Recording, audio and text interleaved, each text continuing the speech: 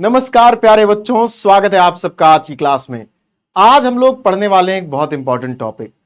आप सबके बहुत से कमेंट्स आए जब मैं हिंदी पढ़ा रहा था, हिंदी व्याकरण पढ़ा रहा था या काव्य पढ़ा रहा था कि आपको अनिवार्य संस्कृत पढ़नी है। जाहिर तौर पर संस्कृत हिंदी से थोड़ा कठिन है और यूपी बोर्ड में, क्योंकि अन्य बोर्ड के सिलेबस की तरह इसका सिलेबस नहीं है, इसमें अलग से अनिवार्य संस्कृत का भी प्रश्न पत्र आता है और प्रश्न भी आते हैं तो उसको सॉल्व करना होता है। तो आज हम पहला चैप्टर पढ़ेंगे जो बहुत इंपॉर्टेंट है और बहुत अच्छा है, भोज सौदार्यम, जिसका अर्थ होता है राजा भोज की उदारता। मैं सारे बिंदुओं को स्पष्ट करूंगा, सारे बिंदु आपको समझाऊंगा, हर एक शब्द का अर्थ समझेंगे और अर्थ को समझते हुए हम ये जानेंगे कि कैसे संस्कृत को पठन पाठन में या आपके जीवन में आसान बनाया जा सकता है। कुछ भी कठिन नहीं होगा, यहां पर सब कुछ बहुत ही सरल होने वाला है। तो आइए शुरू करते हैं। चैप्टर है भोज सौदार्यम, राजा भोज की उदारता। बहुत पहले विद्वानों के समय में यह कहा जाता है कि एक राजा भोज हुए जो विद्वानों का बड़ा सम्मान करते थे। और यह पता कैसे चलता है? एक पुस्तक लिखी गई जिसका नाम है भोज प्रबंध। वैसे तो ऐसा कहा जाता है कई किताबें भोज प्रबंध नाम से लिखी गई, लेकिन एक किताब जो मिलती है उस किताब के बारे में चर्चा करते हुए यह बात आती है कि एक कवि बिल्लाल हुए, उन्होंने लिखा भोज प्रबंध और वहीं से आपका यह पाठ लिया गया जिसका नाम है भोज सौदार्यम। यहां राजा भोज की उदारता है। अब उदारता किस संबंध में है? राजा भोज राजा थे तो राजा को इंप्रेस करना पड़ता है, खुश करना पड़ता है यदि आपको कुछ प्राप्त करना हो। अगर सरल शब्दों में कहा जाए तो चापलूसी करनी पड़ती है। आजकल जैसे आजकल के राजा कौन है? डायनेस्टिक डेमोक्रेसी मतलब राजतंत्रीय लोकतंत्र में राजा होते हैं सांसद, विधायक, प्रधानमंत्री, मुख्यमंत्री, तो लोग उनकी चापलूसी करते हैं। पहले बड़े राजाओं की चापलूसी करते थे, लेकिन तब के राजा विद्वान होते थे। राजा भोज संस्कृत के बड़े विद्वान हैं। कालिदास जैसे कवि उनके मित्र हैं, ऐसी मान्यता है। मतलब कई कालिदास माने जाते हैं, लेकिन कालिदास उनके मित्र हैं, ऐसा माना जाता है। तो इस पाठ में आपको 4 श्लोक पढ़ने को मिलेंगे।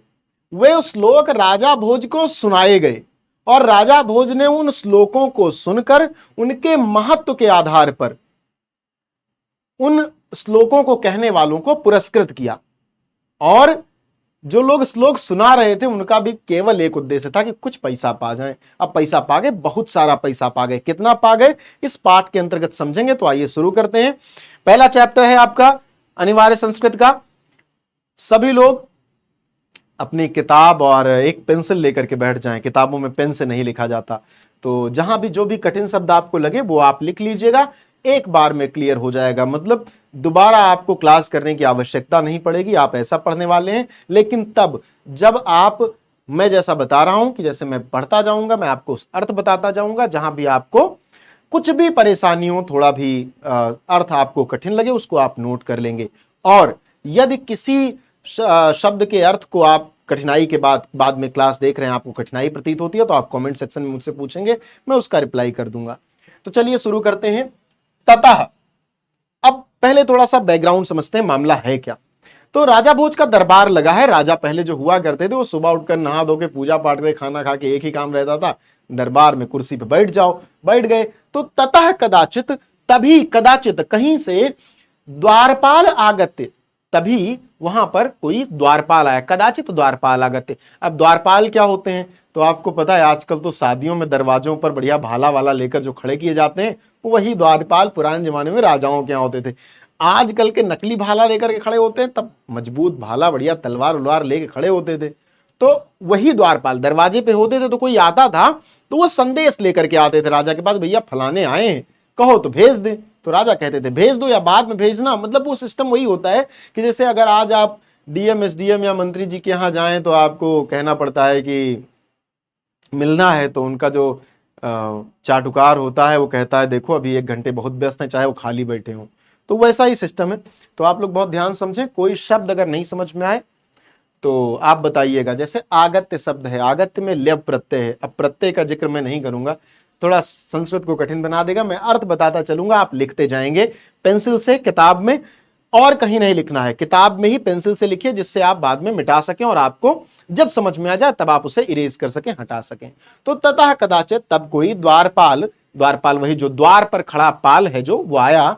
आगत्य, आकर के महाराज भोजम, महाराजम भोजम, महाराज भोज से प्राह कहा।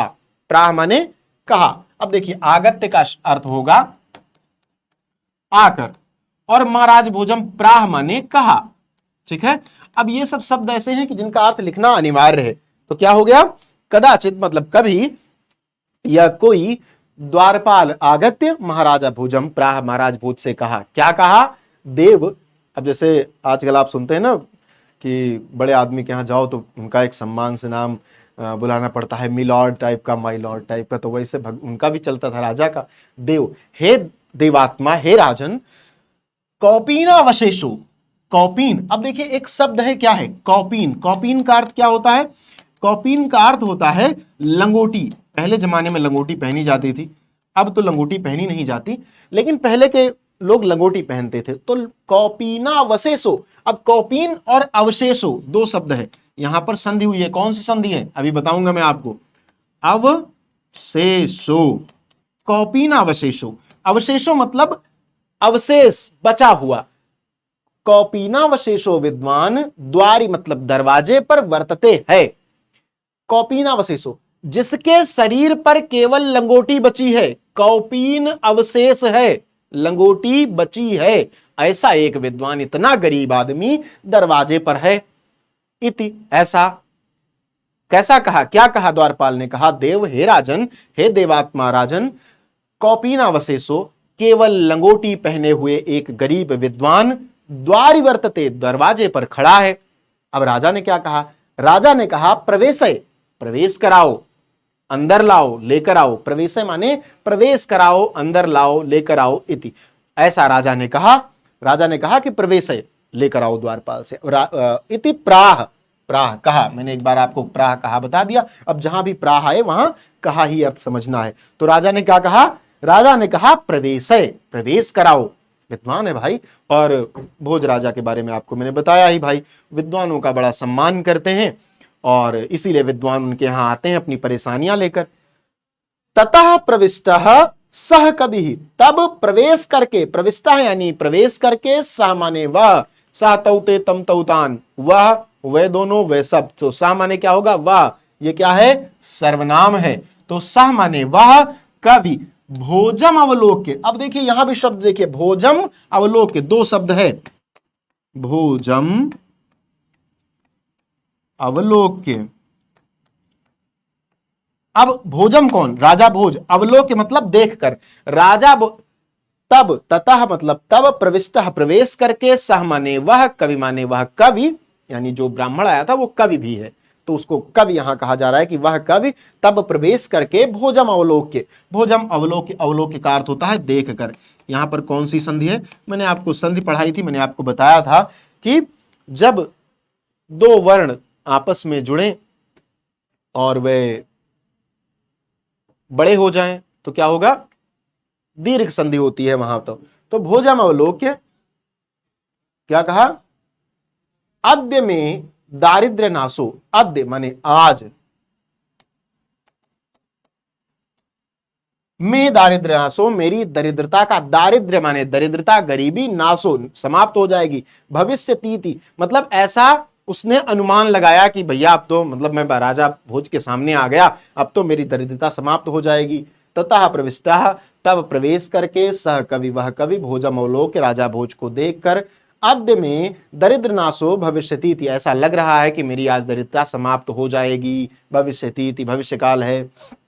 मत्वा तुष्टो, ऐसा सोचकर, संतुष्ट होते हुए, तुष्टो मतलब संतुष्ट होते हुए, हर्षाणि मुमोच, हर्ष के आंसू बहाए, मुमोच बहाए, हर्षाणि मतलब हर्ष के आंसू, मुमोच यानी बहाए। तो अब इसका पूरा अर्थ क्या होगा कि कवि महोदय प्रवेश करते हैं, अब बढ़िया भौकाल वाले राजमहल में प्रवेश किए तो लगा कि भैया कुछ मिल जाएगा तो मेरी गरीबी दूर हो जाएगी, और इससे खुशी से वह रो पड़े। बस कि राजा साहब ने देखा कि कवि ने देखा कि राजा साहब बैठे हैं सोने की कुर्सी पे, पूरा दरबार सजा हुआ है, इनके पास 10 रुपया तो दे ही देंगे और 10 रुपए में मेरी गरीबी दूर हो जाएगी। 10 रुपए भी उस समय बहुत ज्यादा हुआ करते थे। तो वो बेचारा खुशी के आंसू से रोने लगा, उसके आंख में आंसू आ गए, इतना बड़ा दरबार उसने देखा नहीं था कभी, तो दुखी हो गए, मतलब दुखी, खुशी के आंसू आ गए। तो जैसे कवि ने प्रवेश किया, राजा भोज को देखा तो उसे यह प्रतीत हुआ कि आज मेरी गरीबी दूर हो जाएगी, और ऐसा प्रतीत जैसे ही हुआ उसकी आंखों में खुशी के आंसू आ गए और आंखों से गिरने लगे। आगे क्या हुआ?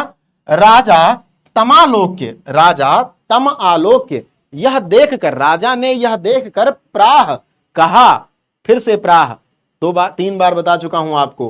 राजा तमालोक्य, राजा ने यह देखकर प्राह कहा, क्या कहा? कवे, हे कवि, किम रोदसी, क्यों रोते हो? कहा परेशानी है भैया, काहे आए हो, काहे रो रहे हो फर्जी में, बताओ, पहले आराम से रुको।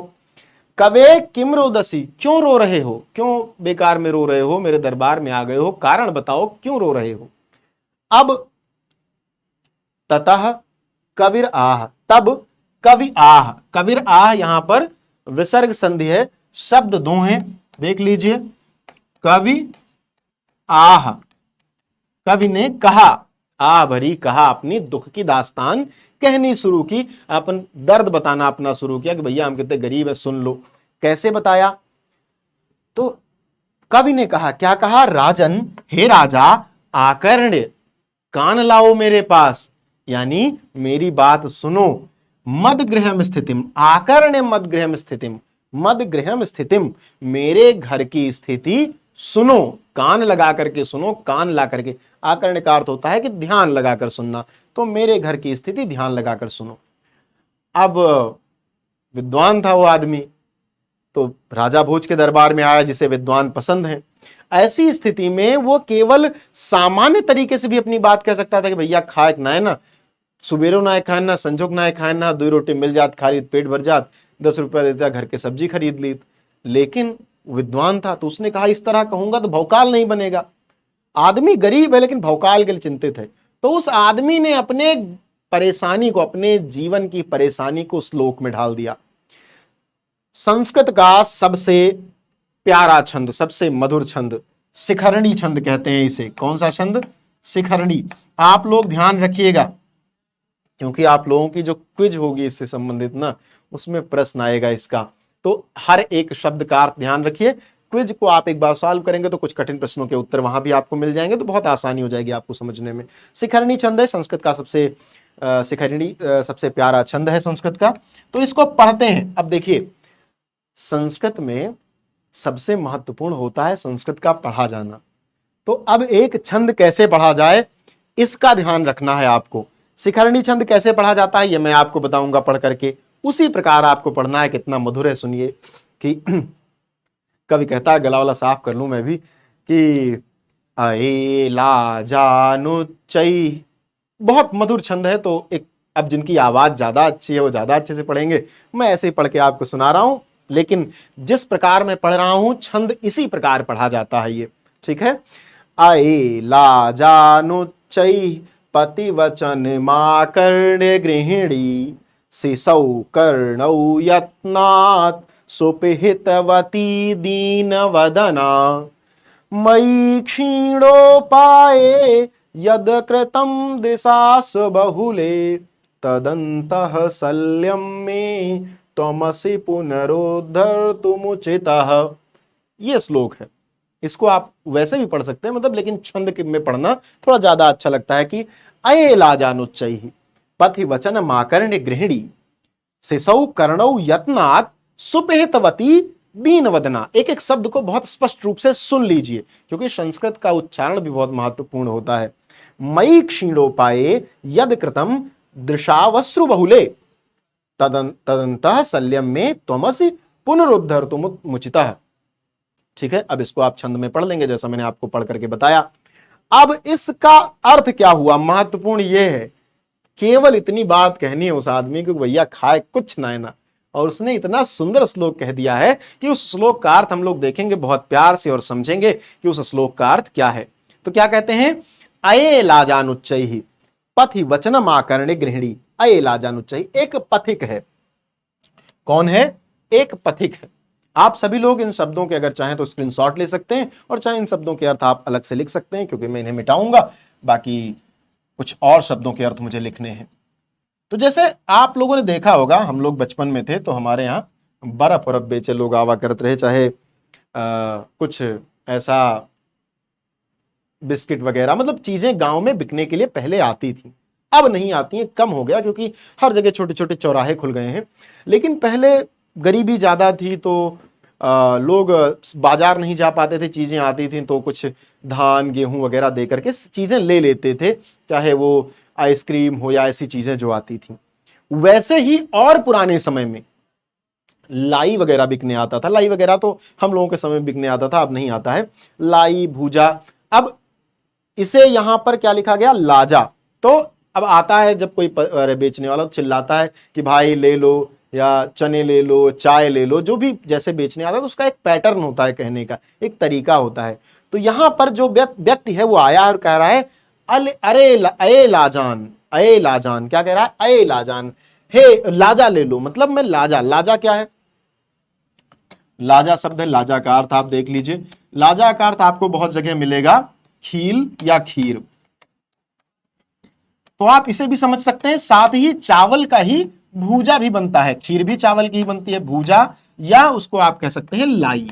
तो ये चारों अर्थों में आप लाजा को प्रयोग कर सकते हैं। तो अये लाजान, लाजा ले लो, उच्चाई ऊंची आवाज में, पथिक, जब कोई रास्ते पर आता हुआ व्यक्ति ऊंची आवाज में चिल्लाता है कि लाजा ले लो, यानी लाई ले लो, खील ले लो, जो भी बेचने आया है उसको ले लो, तो पथि वचन माकर्ण्य, पथि वचनम, उस पथिक के वचनों को आकर्ण्य सुनकर, मैंने आकर्ण्य का अर्थ अभी आपको बताया था। तो अये लाजान उच्चई, अये लाजान, लाजा ले लो, ऐसे ऊंचे पथिक के वचनों को सुनकर जो गृहिणी है अर्थात मेरी पत्नी है, कैसी है, दीन वदना है, बहुत मलिन मुख वाली है, बहुत मतलब बिल्कुल जैसे बीमार टाइप का चेहरे से लग रही है, ऐसी पत्नी क्या करती है, सिसौ कर्णौ यत्नात्, सिसौ मैंने आपको अभी बताया, सह तौ यानी सिसौ, वे दोनों, दो बच्चे हैं, सिसौ कर्णौ, अपने दोनों बच्चों के दोनों कानों को, सिसौ कर्णौ, दोनों बच्चों के दोनों कानों को, यत्नात्, यत्न पूर्वक अर्थात जबरदस्ती, सुपहितवती, बंद कर देती है, सुपहितवती यानी बंद कर देती है। ठीक है, कौन बंद कर देती है, दीन वदना गृहिणी।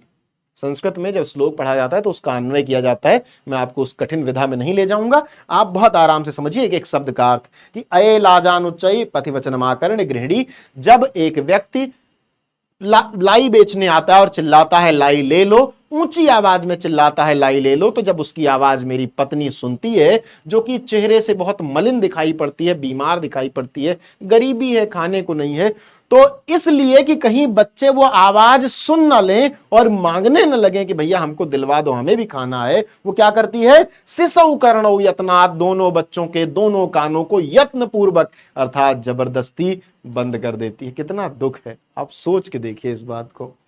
सुपितावती दीन वदना, वो जो दीन वदना स्त्री है, जो दीन चेहरे की लग रही है, बहुत गरीब चेहरे की लगने वाली स्त्री है, वह सुपिहितवती बंद कर देती है, सिसौ कर्णौ यत्नात्, दोनों बच्चों के कानों को यत्न पूर्वक। ठीक है, तो इन दोनों लाइनों का अर्थ आप समझ गए कि जब कोई पथिक, जब कोई व्यापारी चिल्लाते हुए आता है कि फलाना ले लो, धमाका ले लो, तो उनकी जो दीन वदना पत्नी है, जो बेचारी गरीब दिखने वाली पत्नी है, वो डर जाती है कि बच्चे सुन लेंगे तो मांगने लगेंगे और 1 रुपया नहीं है कि दिलवा दूं, तो वो बच्चों के दोनों बच्चों के दोनों कानों को यत्न पूर्वक अर्थात जबरदस्ती बंद कर देती है। क्यों, क्योंकि उन्हें आवाज न सुनाई पड़े। फिर मयि क्षीणोपाये यद कृतम दृशावश्रु बहुले, मयि क्षीणोपाये, और मैं क्षीण उपाय, मैं असहाय, यद कृतम, मैं कुछ नहीं कर पाता, क्षीण पाए होकर मतलब असहाय हूं, मेरे पास कुछ नहीं है, तो मैं असहाय अपनी आंखों में आंसू भरकर वो दृश्य देखा करता हूं। मैं देखा करता हूं कि मेरी पत्नी आंखों को, उनके जो कान है उनको बंद कर रही है। ठीक है, और मई क्षीणोपाय यत् कृतम दशासु बहुले, और वह मेरी तरफ देखती है, उसकी आंखों में आंसू हैं, दरिद्रता है, गरीबी है, हम लोग नहीं ले पा रहे हैं तो परेशान है, और उसका अनुभव आप कीजिए कि हम कितने परेशान हैं। तदंतः शल्यम में, तो जब वह दृशावस्रु बहुले, जब वह मेरी पत्नी बच्चों के कानों को बंद कर रही होती है और मेरी तरफ आंसुओं से भरकर देखती है, तो तदंतः शल्यम में, तो जैसे लगता है कि मेरे सीने में ना किसी ने कीलें ठोक दी हो, कांटा चुभा दिया हो, इतना कष्ट होता है मुझे, इतना दुख होता है। त्वमसि पुनरुद्धर तु मुचितः, और त्वमसि, तुम ही, आप ही उस दुख को, उस दर्द को समाप्त करने में सक्षम हो। यानी जो कांटा मेरे हृदय में चुभता है उस समय, उसको निकालने में आप ही सक्षम हो। एक आदमी को 2 लाइन में जो बात कहनी थी उसके लिए कितना सुंदर श्लोक कह दिया। संस्कृत का सबसे सुंदर छंद शिखरणी इस्तेमाल किया उसने। तो आप इस योग्यता समझ सकते हैं वो कितना योग्य रहा होगा, कितना विद्वान रहा होगा। और राजा भोज, विद्वान मिल जाए तो राज दे दें, तो विद्वान मिल गया, राज दे दिया। क्या किया, आगे बढ़ते हैं और देखेंगे तो आपको आश्चर्य होगा। राजा शिव शिव शिव इति उदीरयन, राजा ने उदीरयन मतलब उच्चारित किया, कहा, क्या कहा, शिव शिव, बहुत सुंदर उच्चारण किया, उदीरयन उच्चारण किया। लिख लीजिए, उच्चारण किया, क्या उच्चारण किया, शिव शिव, बहुत सुंदर। इति, ऐसा, राजा ने कैसा उच्चारण किया, शिव शिव, बहुत सुंदर। इतना सुंदर छंद, और उसमें अपने घर का दुख, स्वयं का दुख व्यक्ति अगर इतने सुंदर छंद में बता रहा है तो जाहिर तौर पर बहुत विद्वान है। दूसरे किसी प्रकृति का वर्णन कर देता, किसी सुंदर स्त्री का वर्णन कर देता, वो तो अलग बात ही, सब कवि कर लेते हैं। अपने दुख को अपने श्लोक में व्यक्त कर पाना बहुत बड़ी बात है।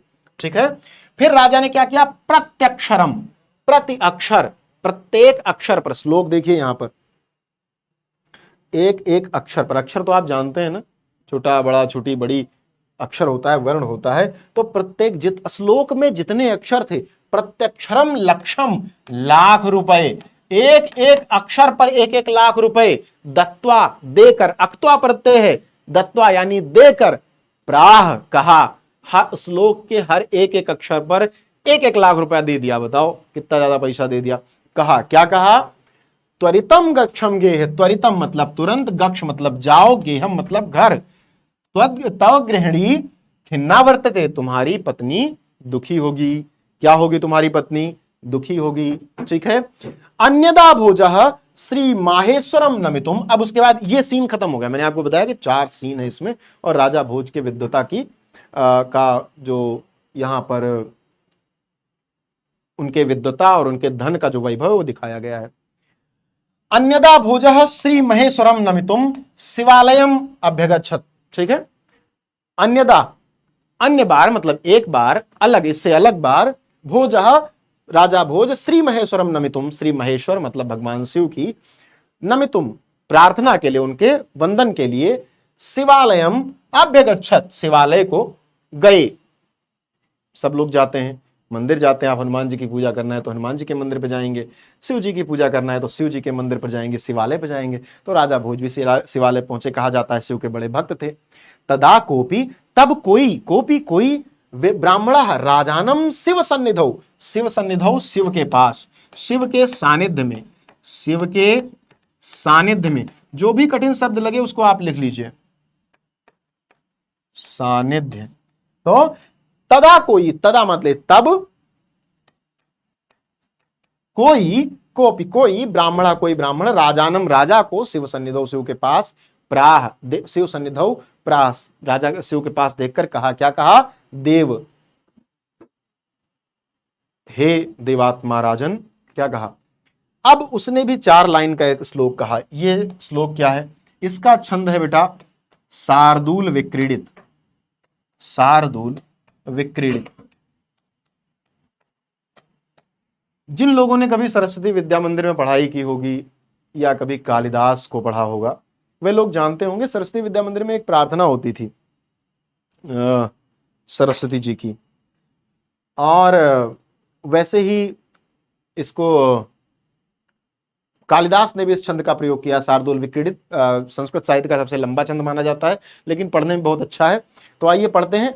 अब संस्कृत के छंद, जैसा मैंने पहले आपको बताया, छंद को हमेशा छंद के तरह ही पढ़ा जाए तभी अच्छा लगता है। तो कैसा है कि अर्धम दानव वैरिणा गिरिजया अप्यर्धम शिवस्याहृतम देवेत्थम जगदी तले पुरहरा अभावे समुन्मीलितम गंगा सागर अंबरम शशिकला नागाधिपः क्ष्मातले स्वर्ग सर्वज्ञत्वमधीश्वरत्वमगमत् त्वां मां तु भिक्षाटनम। ये शार्दूल विक्रीडित है।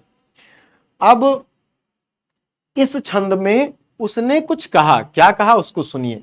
कवि की कल्पना है, राजा भोज से कहा, खुश हो गए, पैसा पा जाएगा वो। राजा भोज को लोग लूटते थे कि नहीं लूटते थे तो मैं नहीं कहूंगा, लेकिन अगर आप विद्वान हो तो राजा भोज के पास चले जाएं, 4 लाइन कर दें, वो आपको खूब ज्यादा पैसा दे देते थे। तो क्या कहा, अर्धम दानव वैरिणा गिरजया अप्यर्धम शिवस्याहृतम। एक बार क्या हुआ कि शिव जी को दानव वैरिणा, दानव वैरिणा कौन है, दानवों के वैरी कौन है, विष्णु, और दूसरा कौन है, गिरिजया। और दानव वैरिणा विष्णु है और गिरिजा जी कौन है, पार्वती जी। ठीक है, तो एक बार अर्धम आधा विष्णु जी ने और गिरिजया अप्यर्धम और आधा पार्वती जी ने क्या किया, शिवस्य अहर्तम, अहर्तम मतलब हरण कर लिया, हर लिया। क्या, किसको हर लिया, शिव को हर लिया। किसने हर लिया, आधा विष्णु जी ने, आधा पार्वती जी ने। अब कवि की कल्पना, ऐसा संभव नहीं है, फिर भी कवि की कल्पना है कि एक बार शंकर जी को आधा विष्णु जी लेकर चले गए, आधा पार्वती जी लेकर के चली गई। देवेत्थम जगदी तले पुरहर, पुरहर मतलब कौन, शिव जी। तो देवेत्थम स्वर्गलोक में, जगती तले भूमि पर, पुरहर यानी शिव जी अभावे, उनका अभाव हो गया, समुन्मीलितम उनका अभाव हो गया, तो सब लोग परेशान हो गए, सब लोग मतलब चिंतित हो गए भाई कि अभाव हो गया, अब क्या किया जाए। ठीक है, अब शंकर जी का गायब हो जाना ही परेशानी नहीं थी, शंकर जी के साथ बहुत से लोग थे। ठीक है, शंकर जी के साथ वे लोग थे, अब उनसे जब शंकर जी गायब हो गए तो वे भी कहीं जाएंगे, तो अब उनके लिए कवि क्या कहता है। पहले तो उसने बताया कि आधा विष्णु जी लेकर चले गए, आधा पार्वती जी, तो न तो स्वर्ग लोक में और न ही पृथ्वी लोक पर शिव बचे, शिव का अभाव हो गया पूरी तरीके से, सब लोग परेशान हो गए। अब क्या हुआ, उनके सिर पे गंगा रहती हैं, तो गंगा सागर अंबरम शशिकला, तो जो चंद्रमा उनके सिर पर विराजमान था वह अंबरम, वह अंबर को चला गया, आकाश को चला गया, और गंगा सागर, और गंगा कहां चली गई, सागर में चली गई। तो गंगा सागर अंबरम शशिकला नागाधिपाक्ष मातले, और जो नाग थे, जो शेष नाग थे उनके गर्दन में लिपटे रहते हैं, वे कहां चले गए, क्षमातलम, वे चले गए पृथ्वी लोक पर, पाताल लोक में चले गए भाई, उनका वहां निवास है, वे चले गए। ठीक है, तो गंगा सागर, गंगा सागर में चली गई, शशिकला चंद्रमा अंबर में चला गया, और नाग कहां चले गए, नाग चले गए पाताल लोक में, भूमि में समा गए, भूतल में भूमि के नीचे चले गए। उसके बाद क्या हुआ, तो केवल गंगा चंद्रमा और नाग ही तो उनके साथ नहीं थे, उनके साथ तो शंकर जी की विद्वता भी थी। तो सर्वज्ञत्वमधीश्वरत्वमगमत्, तो सर्वज्ञत्व जो उनका सर्वज्ञ ज्ञान था, अधीश्वरत्व मगमत, अधीश्वर हे राजन, सारा ज्ञान उनका आपके अंदर आ गया, आप ज्ञानी हो गए। त्वाम माम तु भिक्षाटनम, और मेरे पास मैं भिक्षा मांग रहा हूं, मैं गरीब आदमी हूं। तो आदमी कैसे चापलूसी करता है, ये चापलूसी का चरम है। क्या कहा कि शंकर जी को आधा विष्णु जी ले गई, आधा ले गए, आधा पार्वती जी ले गई। अब शंकर जी का न शंकर जी देवलोक में बचे, न भूमि पर बचे। तो शंकर जी के साथ जो लोग रहते थे, गंगा जो सिर पे थी वो सागर में चली गई, जो चंद्रमा सिर पे था वो आकाश में चला गया, जो नाग था वो भूतल में यानी पाताल में चला गया, और जो ज्ञान था वो आपके पास आ गया। राजा साहब आप बहुत ज्ञानी आदमी हो, पैसे दो मुझे, और मैं भिखारी हो गया, पैसे दोगे तो पेट भरेगा। अब राजा ने तारीफ सुनी, तारीफ हर आदमी को अच्छी लगती है। राजा ने कहा अरे बताओ, शार्दूल विक्रीडित छंद, इतना लंबा छंद संस्कृत का, इस आदमी ने मेरी तारीफ कर दी, शिव के ज्ञान से मेरे ज्ञान की तुलना कर दी। कहा रुको देता हूं। क्या दिया, राजा तुष्ट, तुष्ट मतलब संतुष्ट होकर, संतुष्ट, राजा तुष्ट तस्मै उसे, प्रत्यक्षरम फिर से प्रत्येक अक्षर पर, एक एक अक्षर पर, लक्षम ददौ लाख लाख रुपए दे दिए। क्या आदमी है, कितना पैसा है इसके पास कि 4 लाइन कोई बोलता है इतना सारा पैसा लेके जाता है। अन्यदा एक बार और, राजा समुपस्थिताम, राजा के समुपस्थिताम समीप, सम उपस्थिताम समीप उपस्थित, राजा के पास बैठी सीताम प्राह, सीता से कहा ये सीता राम वाली सीता नहीं है, दशरथ वाली सीता नहीं है, रामायण वाली। ये सीता राजा दशरथ के राजा भोज के दरबार में रहने वाली एक विदुषी महिला है। तो एक बार राजा ने समुपस्थिताम अपने पास बैठी सीता से प्राह कहा, सीता से क्या कहा, देवी, हे देवी, प्रभातम वर्णय, प्रभात का वर्णन करो। किसका? प्रभात का। वर्णय, प्रभात मतलब सवेरे का वर्णन करो, सुबह का वर्णन करो। इति, ऐसा मतलब कहा कि भैया सुबह का वर्णन करो, सुबह हो गई है, तुम विद्वान हो, बताओ सुबह कैसी है। सीता प्राह, सीता बोली। अब फिर से यह छंद किसमें है? ये छंद आपका फिर से शिखरणी है, ठीक है, शिखरणी है। अब इस छंद को भी हम शिखरणी में पढ़ेंगे। कैसे? विरल विरला स्थूलास्तारा कलाविव सज्जना मन इव मुने सर्वत्रयी प्रसन्नमभून्नभः अपसरति च धावन्तं चित्तात् सतामिवं दुर्जनः व्रजति च निशाक्षेप्रं लक्ष्मीरनुद्यामिनामिव। ये शिखरणी छंद है। अब ये क्या कह रही हैं? ये प्रभात का वर्णन कर रही हैं। तो आप केवल अर्थ को समझो। कोई शब्द ना समझ में आए तो आप मुझसे कमेंट सेक्शन में पूछ लेना, मैं आपको बता दूंगा। और साथ ही जो शब्द मैं आपको बताता चल रहा हूं जिसका अर्थ, उसको आप पेंसिल से अपने पुस्तक में लिख लेना। समुपस्थिताम, पास बैठी, सीताम प्राह, मैंने कहा कई बार बता चुका प्राह का। देवी, हे देवी, प्रभातम, सुबह का, सवेरे का, वर्णय, वर्णन करो। सीता प्राह, सीता ने कहा, विरल विरला स्थूलास्तारा, जो तारे स्थूल थे, जो तारे घने थे रात में, वे विरल हो गए। क्यों? क्योंकि सूर्य निकल आया है, ठीक है। अब उसकी तुलना किससे करें? जैसे कलाविव यानी कलयुग में सज्जना, जैसे कलयुग में सज्जन दूर दूर मिलते हैं, जैसे कलयुग में सज्जन बहुत दूर दूर दिखाई पड़ते हैं, खोजने पर मिलते हैं, उसी प्रकार प्रभात के होते ही जो रात में घने तारे थे वे खोजने से मिल रहे हैं, दिखाई नहीं पड़ रहे हैं। मन इव मुने सर्वत्रैव प्रसन्न भूनभ, और प्रसन्नम, प्रसन्न हो गए क्या? भूनभ, भू और नभ, भू माने पृथ्वी, नभ माने आकाश। प्रसन्न हो गए हैं कौन? पृथ्वी और आकाश। क्यों प्रसन्न हो गए हैं? प्रभात के होने से। और किस प्रकार प्रसन्न हो गए हैं? मन एवं मुनि है, जिस प्रकार एक मुनि का, एक ऋषि का जो जंगल में रहता है, हमेशा भगवान की आराधना करता है, प्रसन्न रहता है, उसका मन जिस तरह से प्रसन्न हो जाता है, उसी प्रकार पृथ्वी और आकाश प्रसन्न हो गए हैं। क्यों? प्रभात के होने से, सवेरे के होने से। अपसरति च धामंतम चित्तात् सतामिवं दुर्जनः, और अपसरति च धावंतम, धावंतम का क्या अर्थ होता है? धावंतम का अर्थ होता है अंधकार। धावंतम का क्या अर्थ होता है? अंधकार। धावंतम का अर्थ होता है, इसको लिख लीजिएगा, अपसरति च अंधकार। तो क्या हो गया? अपसरति च धावंतम, अंधकार समाप्त हो गया है। किस प्रकार समाप्त हो गया है?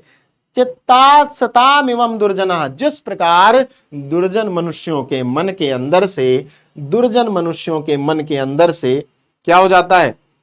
जिस प्रकार सज्जनों के मन के अंदर से दुर्जन व्यक्ति दूर हो जाते हैं, या दुर्जनों के मन के अंदर से सज्जन दूर हो जाते हैं, मतलब दुर्जन और सज्जन एक दूसरे से दूर ही दूर रहेंगे ना। एक गलत काम कर रहा है, एक अच्छा काम कर रहा है, साथ में क्यों रहेंगे? तो जिस प्रकार वो एक दूसरे से नफरत करते हैं, एक दूसरे के मन से जिस प्रकार वो मिट जाते हैं, उसी प्रकार क्या हो गया है? अंधेरा समाप्त हो गया है। अब आप इसके अर्थ को पढ़ते हुए समझ पा रहे होंगे कि बहुत अच्छा नहीं कहा जा रहा है, मतलब कोई बढ़िया प्रभात का वर्णन नहीं है। तो अब इसका अंत में फल मिलेगा। व्रजति च निशा क्षिप्रम लक्ष्मीरनुद्यामिनी, लक्ष्मीरनुद्यामिनामिव। फिर क्या हुआ है? फिर व्रजति च निशा, रात्रि समाप्त हो रही है, भाग रही है। हम लोगों ने माघ का प्रभात वर्णन पढ़ा था, तो वहां पर भी था कि सूर्य जब उगता है तो रात्रि भागती है, और रात्रि के साथ संध्या भी भागती है, मतलब वो संधिकाल। तो क्या हुआ कि व्रजति च निशा, तो रात भी जा रही है। और किस प्रकार जा रही है रात?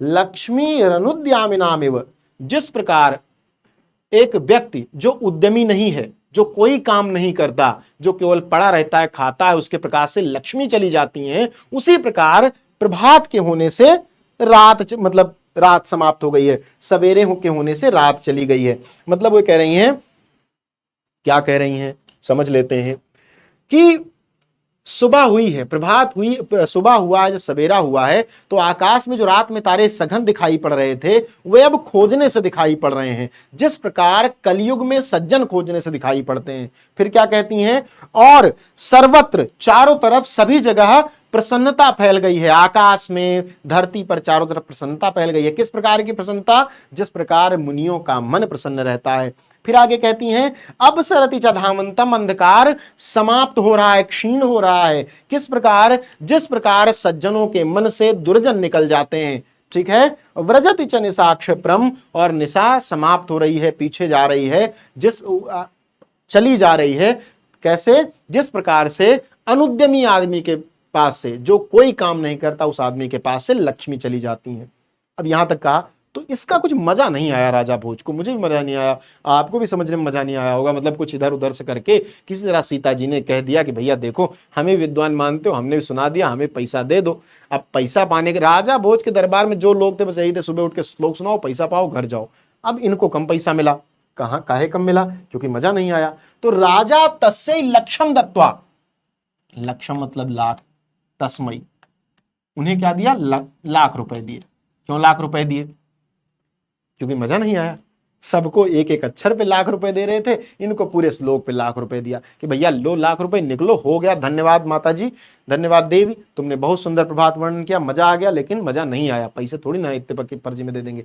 इस बात से यह भी पता चलता है कि राजा भोज स्वयं में बहुत विद्वान है, और यदि वे विद्वान न होते तो इस बात को समझ न पाते कि इस श्लोक में छंद ठीक से नहीं है। देखिए अभी हम जब पढ़ रहे थे, पहला जब हमने शिखरिणी पढ़ा था तो कितना सुंदर था, अए ला जानुच्चई, लेकिन इस शिखरिणी को पढ़ने में वो मजा नहीं आया। अब क्या हुआ, अब राजा संतुष्ट तो हुए नहीं, तो राजा ने पैसा तो दे दिया 1 लाख रुपए, भाई श्लोक सुना रही है, देवी कहा है उनको, पैसे तो देंगे। लेकिन फिर राजा तस्मै लक्षम दत्वा, दत्वा माने देकर, अक्त्वा प्रत्यय है, राजा ने उन्हें 1 लाख रुपए देकर कालिदासम प्राह, कालिदास से कहा, क्या कहा, सखे मित्र त्वमपि, अब तुम प्रभातम वर्णय, तुम भी, त्वम अपि, तुम भी प्रभातम वर्णय, प्रभात का वर्णन करो। प्रभात माने सवेरे का, सवेरे का वर्णय, वर्णन करो, ठीक है, कैसे वर्णन करो, तो ततः कालिदास प्राह, तब कालिदास ने कहा, क्या कहा, फिर से वही सुंदर शिखरिणी छंद। अब जब मैं इसको पढ़ूंगा ना तो आपको वो मतलब वो मजा आएगा, जो मजा पहले वाले, मतलब जो छंद में, देखिए छंद समझ में आए या ना आए, प्रवाह में, जैसे हमारे यहाँ लोकगीत गाए जाते हैं, गांव में विवाह शादी में सोहर आदि गाया जाता है, तो जब आप सुनते हैं तो सोहर समझ नहीं पाते, लेकिन मजा आता है सुनने में। तो अगर संस्कृत आप बहुत विद्वान है संस्कृत के, तो चलिए आपको श्लोक समझ में आ जाएगा। लेकिन यदि आप विद्वान नहीं भी हैं, तो कहीं पर वेद मंत्रों का उच्चारण हो रहा हो, कहीं पे कोई विद्वान संस्कृत पढ़ रहा हो, कोई पूजा कर रहा हो, तो आपको मंत्र अच्छे लगते हैं। क्यों, क्योंकि वे छंद में होते हैं। तो अब छंद का यह महत्व है कि छंद नहीं खंडित होना चाहिए। अब सीता जी ने छंद खंडित किया तो उनको उनके 1 श्लोक का 1 लाख रुपया ही मिला, ठीक है। अब इसको पढ़ते हैं, अभूत प्राची पिंगा रसपतिरिव प्राप्य कनकम। क्या सुंदर पंक्ति है, मतलब बिल्कुल कहीं भी टूट नहीं रहा है। उनका वाला कैसा था, एक बार देख लीजिए, आपके सामने है कि विरल विरला स्थूला स्तारा कला विवस जना, वो मजा नहीं आया। लेकिन इसमें क्या है, अभूत प्राची पिंगा रसपतिरिव प्राप्य कनकम, गत क्षायाश्चंद्रो बुध जनैव ग्राम्य सदसी, क्षणं क्षीणास्तारा नृपतय इवानोद्यम परा, नदीपा राजन्ते द्रविण रहिता नामिव गुणा। 4 लाइन उन्होंने भी कहा, प्रभात का वर्णन कर दिया। अब क्या होता है, प्रभात के वर्णन पर किस प्रकार किया, इसका क्या अर्थ है, इसके शब्दों का आइए समझते हैं, ठीक है। तो क्या कहा, अभूत प्राची पिंगा, अभूत हो गई है, अभूत हो गई है, ठीक है, हो गई, क्या हो गई, प्राची पिंगा। प्राची किसे कहते हैं, पूर्व दिशा को, प्राची कहते हैं पूर्व दिशा को। पूर्व दिशा कैसी हो गई है? पीली हो गई है। पूर्व दिशा पीली हो गई है। सवेरे सवेरे उठो, 4 बजे उठ जाओ, 5 बजे पता चलेगी जब सूर्य निकलेगा उसके पहले पीला हो जाता है। कभी सुबह उठ को तो देखो, आजकल तो 10 बजे सो के उठते हैं सभी लोग।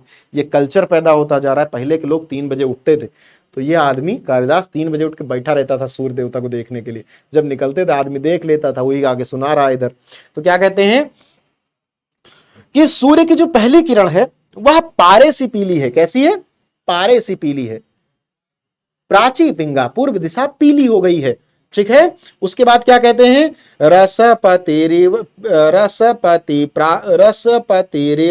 प्राप्य कनकम। ठीक है। और रसपति, रसपति कौन है? रसिक। रसिक कौन है? चंद्रमा। प्राप्य कनकम, चंद्रमा अपने किरणों के क्षीण हो जाने की वजह से लाल हो गया है। जब आप कभी सुबह उठेंगे तो आपको पश्चिम दिशा में चंद्रमा दिखाई पड़ेगा। वो कनक मतलब सोने के समान पीला दिखाई पड़ेगा। सोना पीले की तरह, सोना इस तरह पीला नहीं होता, सोना बहुत अलग तरीके से पीला होता है। तो वो आपको वो स्वर्णाभ छवि दिखेगी। ठीक है। गत क्षाया चंद्रो, गत चली गई है क्या? क्षाया, उसकी जो किरण थी, उसका प्रकाश था किसकी? चंद्रमा की। तो चंद्रमा की जो कांति थी, जो छाया थी, जो उसका अपना आभूषण था, वो समाप्त हो गया है। बुध जन इव ग्राम्य सदसी, तो चंद्रमा की छाया किस प्रकार चली गई है? प्राची दिशा पीली हो गई, चंद्रमा लाल हो गया है। किस प्रकार? सोने जैसा। तो यह सोने जैसा लाल क्यों हो गया है वो जानते हैं। और गतक छाया चंद्रो, चंद्रमा की छाया, चंद्रमा की किरणें, जैसे चंद्रमा जब उगता है तो भाई बहुत चमकीला होता है, समाप्त हो जाता है, और उसकी धीरे धीरे रात भर में उसकी चमक समाप्त हुई तो लाल हो गया। तो किस प्रकार चमक समाप्त हुई? उस प्रकार जिस प्रकार बुद्ध जन यानी विद्वान जन ग्राम में सदस्य, गांव से चले जाते हैं। बुद्धिमान जब कोई गांव में हो जाता है तो क्या करता है? जिसे हम ब्रेन ड्रेन कहते हैं, अंग्रेजी में ब्रेन ड्रेन कहा जाता है उसे, कि बुद्धिमत्ता का पलायन कर जाना। आपके गांव में कोई बुद्धिमान हो गया, शहर चला जाता है कमाने, गांव खोखला हो जाता है, गांव अकेला रह जाता है। तो जैसे अज्ञानियों की सभा से यानी गांव से, या बुद्ध जन ग्राम में सदस्य, अब ग्राम में का अर्थ आप गांव से लगा लीजिए या गंवारों की सभा से, यह आपके ऊपर है। मैं गांव से लगा लेता हूं कि जिस प्रकार बुद्धिमान जन शहर चले जाते हैं कमाने, और या आप कह लीजिए कि गंवारों की सभा से बुद्धिमान लोग उठ करके जिस प्रकार चले जाते हैं, उसी प्रकार चंद्रमा की छाया मतलब चंद्रमा का प्रकाश, चंद्रमा की कांति समाप्त हो गई। अगली पंक्ति क्या है? क्षणम क्षीणास्तारा नृपतय इवानुद्यम परा। क्षणम क्षीणास्तारा, कहते हैं कि तारे किस प्रकार हो गए हैं? क्षणम क्षीणास्तारा, तारे समाप्त हो गए हैं। नृपतय इवानुद्यपमरा, जिस प्रकार जो राजा हैं, उद्यमहीन राजा जैसे होते हैं, जो राजा शक्तिशाली नहीं होते हैं, जो राजा संस्कृति के लिए काम नहीं करते, जो राजा विद्वानों को आश्रय नहीं देते, जो राजा समाज के उन्मूलन के लिए, समाज के आगे बढ़ने के लिए काम नहीं करते, तो जिस प्रकार वे राजा क्षीण हो जाते हैं, समाप्त हो जाते हैं, उसी प्रकार क्षीणास्तारा, ताराओं की जो प्रकाश है वह क्षीण हो गया है। क्यों? सुबेरा होने, सूर्य निकलता तो वैसे तारे नहीं दिखाई पड़ते, लेकिन यह कवि की कल्पना है, तो कल्पना एक अलग लेवल की चीज होती है। फिर क्या कहते हैं? फिर कहते हैं कि नदी पाराजंते द्रविड़ रहिता नामेव गुणा। फिर कहते हैं कि जैसे निर्धनों के गुणों के सदृश दीपक नहीं चमक रहे हैं, जैसे निर्धन लोग होते हैं ना, धन समाप्त हो जाने के बाद शांत हो जाते हैं, उसी प्रकार जो दीपक है उनकी चमक भी समाप्त हो गई। क्यों? सवेरा हो गया है। तो नदी पाराजंते, दीपक अब शोभायमान नहीं हो रहे। द्रविड़ रहिता, धन से रहित, जिस प्रकार धन से रहित लोग शांत हो जाते हैं, चुपचाप बैठ जाते हैं, पैसा नहीं, खर्च क्या करेंगे, कहां समोसा खाएंगे, तो पैसा नहीं बचा, तो कोने में बैठ जाएंगे। उसी प्रकार दीपक जो है वो कोने में चले गए हैं, उजाला ही नहीं है, क्योंकि सूर्य निकला है। सूर्य के सामने दीपक क्या दिखाई पड़ेगा। तो इसका एक बार अर्थ पूरा देख लेते हैं श्लोक का। कहते हैं कि राजा ने क्या किया? कालिदास से कहा कि भैया पूर्व दिशा का वर्णन करो। तो पूर्व दिशा का वर्णन कालिदास ने कैसे किया कि पूर्व दिशा पीली हो गई है, चंद्रमा कनक के समान हो गया है क्योंकि उसकी कांति समाप्त हो गई है। उसकी कांति समाप्त किस प्रकार हो गई है? जैसे बुद्धिमान मूर्खों की सभा से बुद्धिमान उठकर चले जाते हैं, उसी प्रकार चंद्रमा से उसकी कांति उठकर चली गई है। क्षणम क्षीणास्तारा नृपतय इवान उद्यम परा, जिस प्रकार उद्यमहीन राजा समाप्त हो जाते हैं, उसी प्रकार ताराओं का जो पूरा समाज था वो समाप्त हो गया सूर्य के निकलने से। न दीपा राजन्ते, कोई दीपक सुंदर नहीं लग रहा। क्यों? कोई दीपक प्रकाशित नहीं है। क्यों? क्योंकि सूर्य निकल आया। और किस प्रकार प्रकाशित नहीं है? जिस प्रकार पैसा न होने की वजह से एक आदमी दरिद्र हो जाता है, कुछ खर्च नहीं करता, चुपचाप पड़ा रहता है, दूसरों के खाने पर नजर डाले रखता है खाने के लिए कि कैसे खाना खाने बैठेंगे तो खा लूंगा, क्योंकि पैसे नहीं है। तो उसी प्रकार दीपक अपने प्रकाश को समाप्त करके, अपनी अपनी महिमा को समाप्त करके रखे हुए हैं, क्योंकि अब सूर्य निकल आया। राजा राजा अति तुष्टा, राजा अति तुष्टा, राजा बहुत संतुष्ट हो गए। सीता ने भी तो क्या किया था? प्रभात का वर्णन किया था, राजा नहीं संतुष्ट हुए थे। यहां राजा बहुत संतुष्ट हुए। तस्मय, उन्हें प्रत्यक्षरम लक्षम ददौ, प्रत्यक्षरम, फिर से एक एक अक्षर के 1-1 लाख रुपए दिए। किसको? कालिदास को। सीता को पूरे श्लोक के लिए 1 लाख रुपए दिया था इस आदमी ने। अब भोज राजा ने समझा कि देखो भैया, यह आदमी बहुत बड़ा कवि है, इसने बहुत सुंदर बना दिया प्रभात के वर्णन को, चलो प्रत्यक्षरम, 1-1 अक्षर को पर 1-1 लाख रुपए फिर से देते हैं। तो इससे 2 बातें पता चलती हैं। पहला तो राजा भोज के पास बहुत पैसा है, दूसरा राजा भोज बहुत विद्वानों का बहुत सम्मान करते हैं, आप 1 लाइन अच्छी सुना दीजिए तो आपको खूब पैसा दे देंगे। तीसरा, राजा भोज बहुत विद्वान है, क्योंकि थोड़ी सी गलती करने पर, थोड़ी सी लयबद्धता में कमी आने पर छंद में पैसा काट लिया तुरंत। ओवर एक्टिंग का पैसा काटा 50 रुपए तुरंत। किसका? सीता का। और वो 50 रुपए ऐड कर दिया किसमें? कालिदास में। प्रत्यक्षरम लक्षम ददौ, 1-1 अक्षर के लिए फिर से 1-1 लाख रुपए दिए। तो पहली बात तो 2 छंद इसमें प्रयोग हुए। इसमें शिखरणी है, ध्यान से देख लीजिए, इसमें शिखरणी है, इसमें शार्दूल विक्रीडित है, इसमें शिखरणी है। आपकी परीक्षा में तो इसके प्रश्नोत्तर आएंगे, जो प्रश्नोत्तर मैं आपको करा दूंगा, इसकी व्याख्या भी आएगी, अर्थ भी पूछा जाएगा। तो अर्थ मैंने पूरा बता दिया, अर्थ आप एक बार देख लीजिएगा।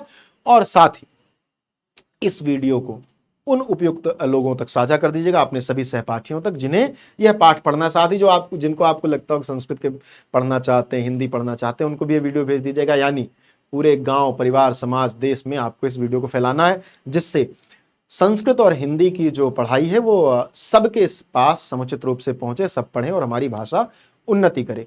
मिलते हैं नेक्स्ट क्लास में, पढ़ते हैं एक नया टॉपिक। बहुत बहुत धन्यवाद।